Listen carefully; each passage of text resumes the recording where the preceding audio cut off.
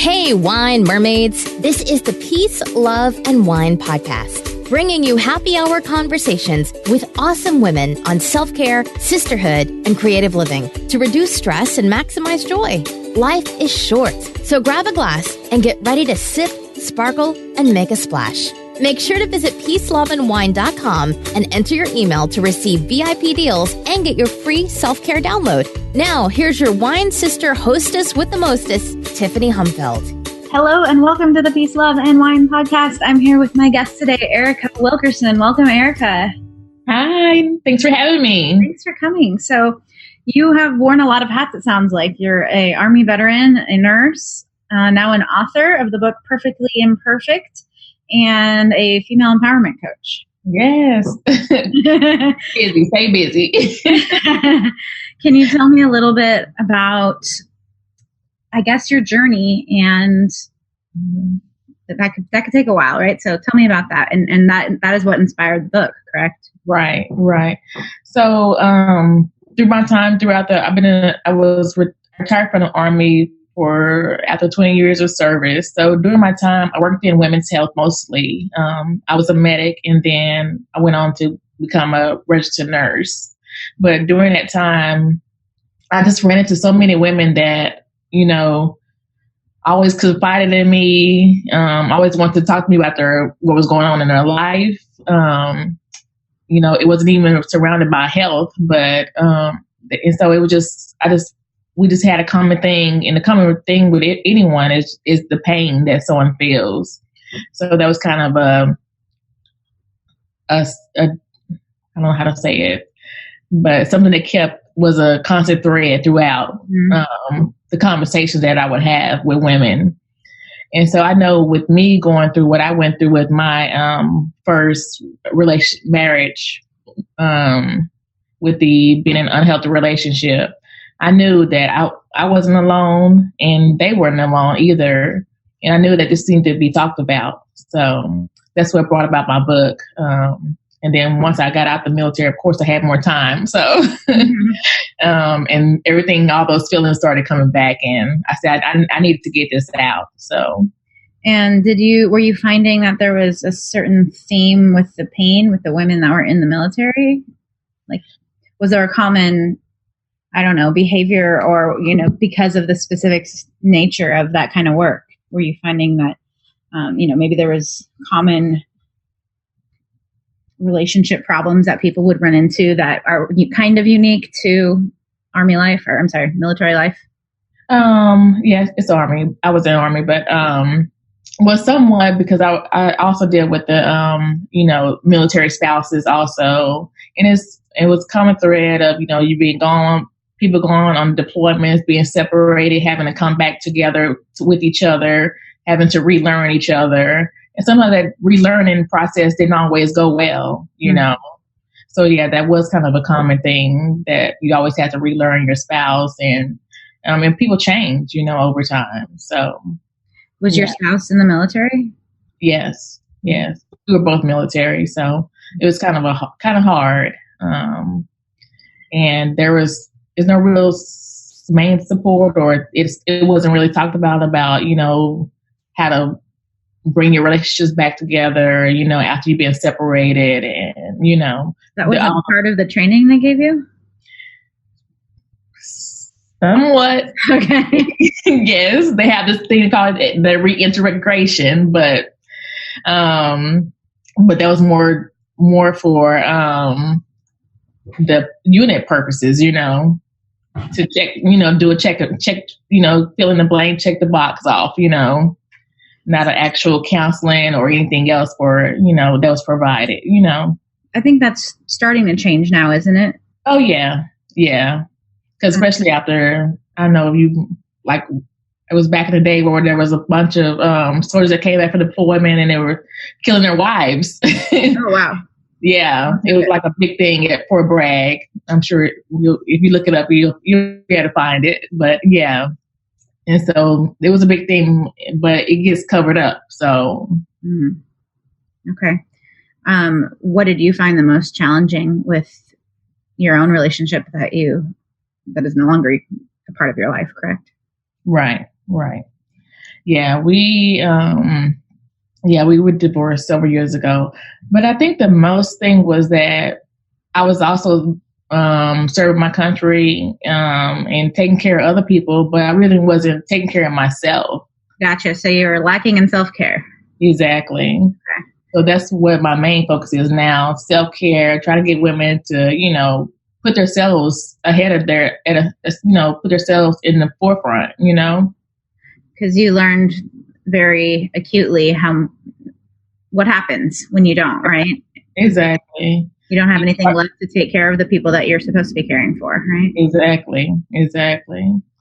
And, that affects your health, Also, I went into a depression, and my anxiety was out of control too. So, and that was a common thing too. All these women had anxiety, depression issues, and I knew that's what it was coming from lack of self-care, from putting themselves last, on their list.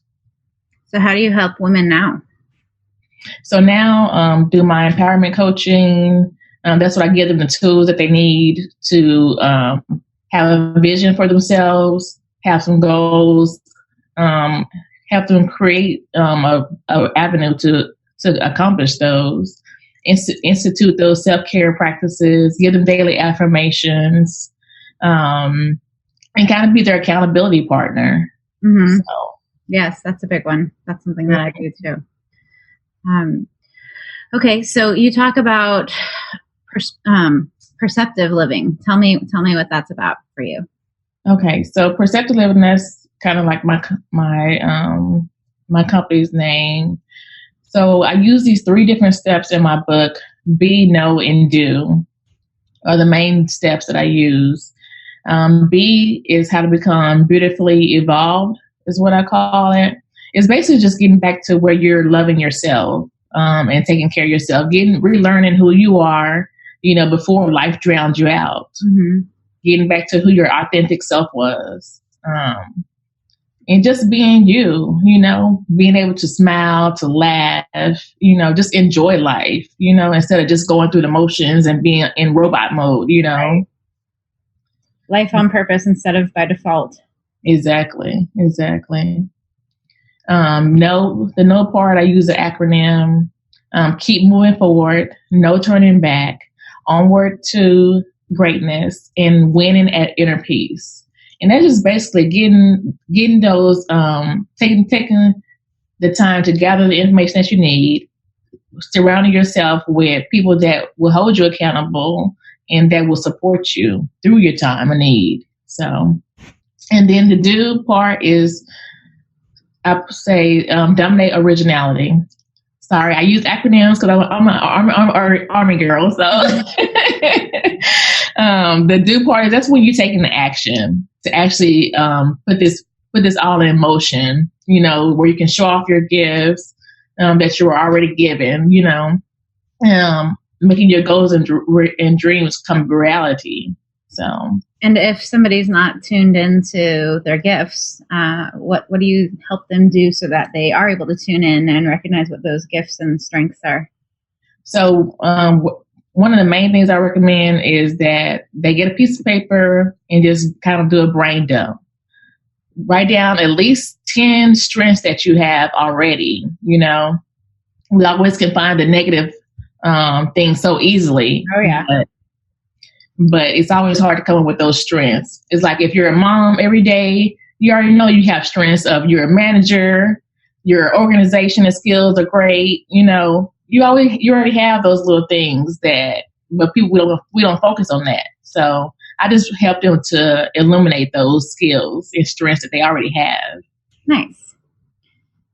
And then you talk about the book, right, about self-abuse too. And so obviously that's sort of antithetical to self-care. Right. Is that something that you see a lot of women doing? And what does that mean to you? So for me, it was so easy to, once you've been in an unhealthy or abusive relation, whether it's emotional, physical, or whatever, those psychological effects just cause you to make you just think that, okay, it's always my fault. I'm doing something that's causing this, or nothing can be fixed. So then that's where you have to change your mindset. So mindset is a key during that self-abuse. Start to change your mindset. I give them tools to where they actually have to compliment themselves every day. When you wake up, get up, look in the mirror, compliment yourself. I don't care what it is. It could be, my nose look cute today. Mm-hmm. I don't care. Whatever it is, say something positive about yourself every day, or use a daily affirmation. I even have my daughters. They have their own affirmation that they do, because I want them to start from young and learning all the way up. To have that positive self-esteem instilled in them. Every morning we get up. I said, so what are you today? They say, I'm beautiful. I'm smart. I'm a leader. I'm a princess. That's their little affirmation. They're 5, they're 6 and 9 now. But so yeah, and that's what I do with women. Because that starts to turn. Once you hear it every day, guess what? You start to believe it. That confidence starts to build up. Right. And the opposite is true too, right? When you're doing all the negative talk and you're not aware that you're doing it, and it's just that habit, that's easy to keep you not going the direction that you want to go. Exactly. I really like the title, Perfectly Imperfect. That's a great title. I like that phrase. It's something that I use as well. Okay. Your subtitle is Break Through the Shame, Silence, and Self-Doubt. Right. So it sounds like a lot of what you talk about, obviously, given the title, is perfectionism and how to sort of get over it. Exactly. Yep, in a nutshell. Yeah. It's just basically, like you said, we put up this front and want the outside world to think that, everything is perfect on the inside. Like, nobody knew that I was even going through this in my relationship. So that's why I thought it was the perfect title, because nobody knew I was going through this in my relationship, because we had to make everything look, everything had to look right. He was, he did well at his job. He was well liked in his company unit. So who was I to, interrupt all that, with my little problems, but so yeah, that's part of the reason why I did that title, because, and then that's, we all do it at times, but it affects you over time. And so what was it that was really the catalyst for you to get out? And like, how bad did it get? Were you getting physical abuse, or was it just a sense that you guys were just not a cohesive unit and you couldn't seem to get back to that? So it was mostly emotional, psychological abuse. I mean, there was times where it got physical, but and cops were called. They knew who we all were. But yeah, so my son was a big factor in that during that time, because he was young at that time. He was around 2 years old then. I didn't want him to be in an unhealthy environment. He was my motivating factor. I didn't want to continue any generational curses, because I also grew up in a domestic violence household. So, oh, gosh, yeah. Mm-hmm. So those were my motivating factors, and then of course I used prayer, journaling, to help me start to see my truths, to help push me forward and give me that strength. And when you got out, then how did you, going into your next relationship, what did you do to make sure that you're making wise choices? Well, I didn't. I was still in the learning phase at that point. Life is a learning phase. But yeah, but what that next relationship did though was to help me start to enjoy life. Okay. It did do that for me. It started to let me see that, hey, there was, you forgot about all this, the goodness in life and the fun that you can have, So it did get me to that point. So it had a purpose. That's good. And now, so you're married now. So I imagine that's going better. Oh, most definitely. See, I've learned the lessons. How did you find the gifts in your current husband then that you knew would be long and sustaining? Yeah. So, like I said, I had my little trials and tribulations with relationships, but so I learned when I met him, it was just different, and for some reason, I just felt like I could trust him. This was from day one on. I just felt like he was that man I could trust. He was the only man that I ever felt like that. Wow. Yeah. What is his background like that allows him to sort of be that kind of open? He must be open, it sounds like, because he's chill. He's nice and relaxed. He came from a nice big family, nice wholesome background. So I think that him and his sisters and brothers, their relationships, and him growing up the way he grew up, allowed for that openness. So. Because they all talk and they're just one, they all get along and, nothing is secret around them. So something needs to be worked out. It's inevitable.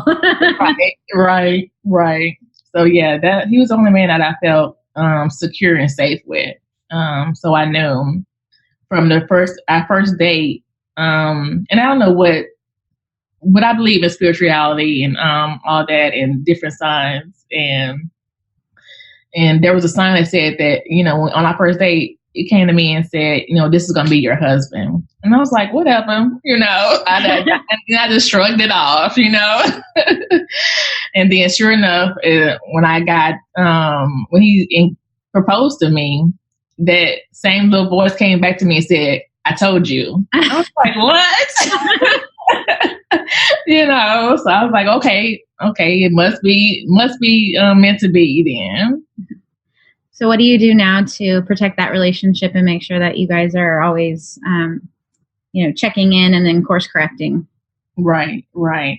And it's cliche. Communication, is the big factor. And we continue to date each other, we don't forget about, even though life gets in the way sometimes, we still don't forget to date each other, because that will allow life to get in the way, and you don't want it to be stagnant in a relationship. Right. So how do you date each other? Do you guys have set a specific date night, especially now that you have kids and all that craziness that goes along with that?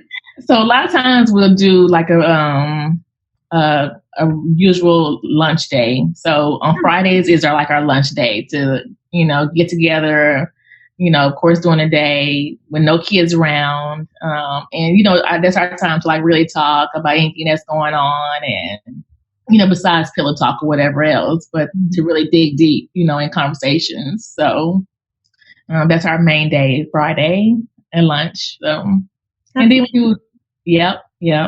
Those are the regular days. And then, of course, we date, on the weekends or whatever, go out to a comedy club, or that's what we really love. So, because we like to laugh. So, yes. That's helpful in relationship for dissolving tension, too.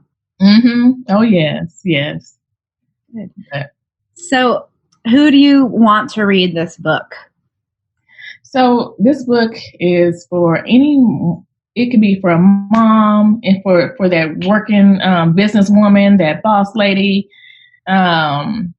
anyone who's felt like they have gotten somewhere lost themselves in the hustle and bustle of life, who's in that unhealthy relationship and don't even know why, or how you ended up there, because that's how I felt. I was like, I'm too smart for this, why am I in this type of relationship, and it's because we neglect ourselves in the process of everyday life. So if they feel like they've been neglecting themselves, then they need to get refocused. That's what this is for. It's quick, no nonsense, straight to the point, And tools. I'm sorry, repeat that last part. Oh, I just said tips and tools. Okay. Tips and tools are good. And so what did you do once you got out and you worked on yourself? Did you go to, was there any therapy or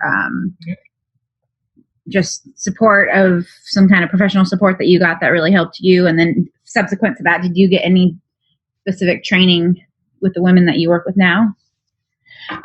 So I did go through therapy myself because I need to know why did I go through this process, or what landed me in this in that relationship. So that was very helpful, and just me by being a nurse, and now I just finished school for my nurse practitioner.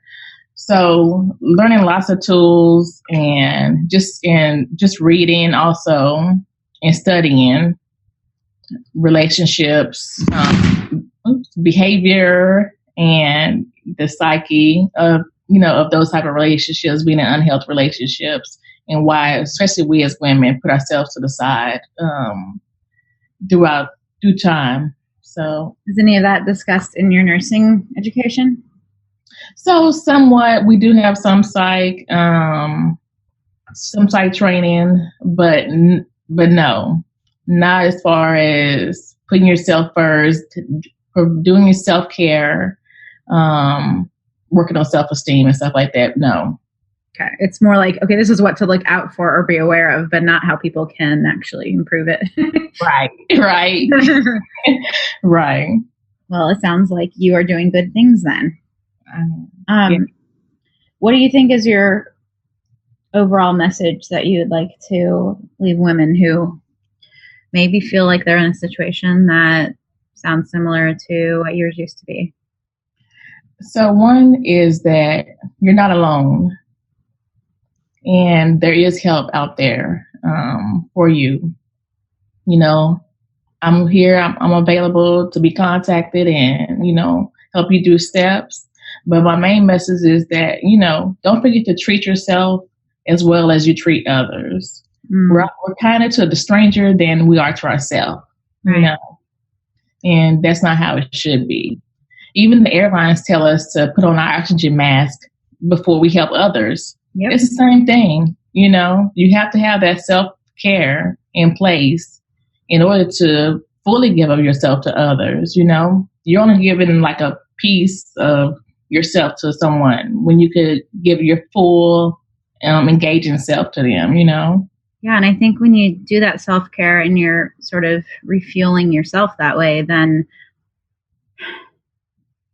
it's your own internal reboot, sort of, right? So it lets you, it's like you're refilling yourself so that then you have more to give and you can give better. And like you said, with more attention and mindfulness. And more energy,